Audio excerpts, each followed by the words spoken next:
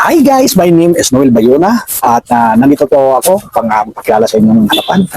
Ako yung gustong maging vlogger. So, wala magkayanin natin to, no?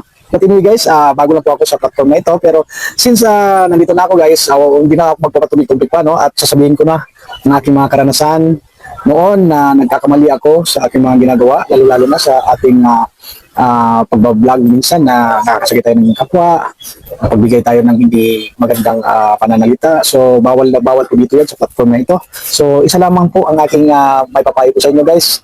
Pagpatuloy nyo lang yung pagbablog o sakaling gusto nyo ma-express yung sarili nyo, malungkot ba kayo, masaya ba kayo, pumunta ba kayo sa mga lugar na alam nyo, kayo na mag-isa sa park, sa bazaar, sa mall, o kung saan kayo gustong kumain, marami kayong magagawa pagka nagbablog kayo. So, isa din ang kagandahan sa pagbablog is na i-express nyo yung sarili nyo kung masaya kayo at hindi, di ba?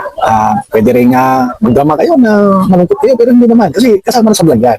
So, kumbaga, expected, o pares lang din yan. So guys, marami ngayon ang video na expected na hindi natin namamalayan na expected pala yun. So, kaya lang, siyempre, ang likot ng utak ng mga tao ngayon is talagang, alam mo, maha-hype ka, gusto mo rin mag-vlog, dahil kilit sila, di ba?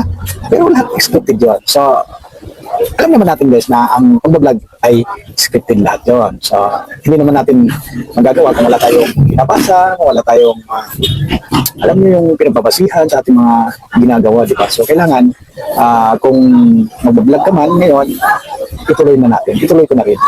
So, total, nakikilala naman tayo sa TikTok, sa Facebook, o bakit hindi dito sa YouTube. So, kailangan nating paghandaan kung anong mga pagsubok na darating o ano pa mang mangyayari sa hinaharap. Kasi yun, meron tayong control doon. Pero nung nakalipas natin, yung mga nakaraan natin, wala pa tayong control dyan. So, patuloy na lang natin guys.